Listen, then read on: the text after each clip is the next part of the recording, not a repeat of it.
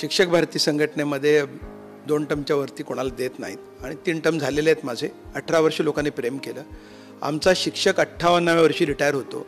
अशा वेळेला शिक्षक आमदारांनी सुद्धा 58व्या वर्षी रिटायर झालं पाहिजे. मी तर 60त पोहोचलो आणि म्हणून रिटायर व्हायचं ठरवलंय आणि निवडणूक लढणार. माजी आमदार कपिल पाटील हे राज्यातील अभ्यासू आमदारांपैकी एक आहेत. मुंबई शिक्षक मतदारसंघातून निवडून आलेल्या पाटील यांचा व्यासंग मोठा आहे.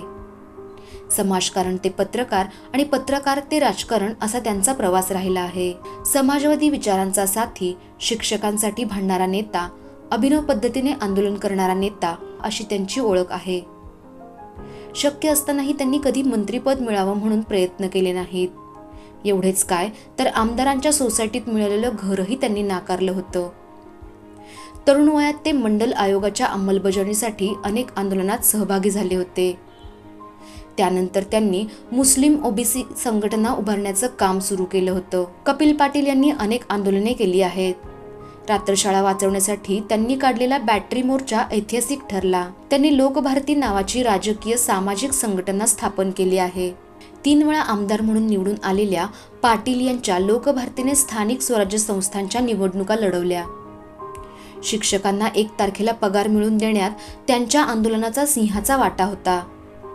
मतदार नसतानाही 9000 वसतिशाळा शिक्षकांना आर्थिक व सामाजिक मान त्यांनी मिळवून दिला. त्यांच्या या प्रयत्नांमुळे इयत्ता 9वी आणि 10वीच्या विज्ञान आणि गणिताचा अभ्यासक्रम CBSEच्या दर्जाचा बनवला गेला. कोविड काळात शिक्षकांचा पगार 50 ते 75% कापण्याचा घाट सरकारने घातला होता. सरकारचा हा निर्णय त्यांनी उधळून लावला होता.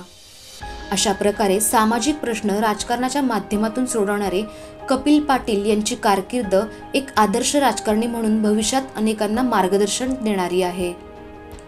त्यांच्या या वाटचालीचा जाधवर ग्रुप ऑफ इन्स्टिट्यूटला अभिमान वाटतो. त्यांच्या भविष्यातील वाटचालीसाठी इन्स्टिट्यूटच्या वतीने अनेक शुभेच्छा.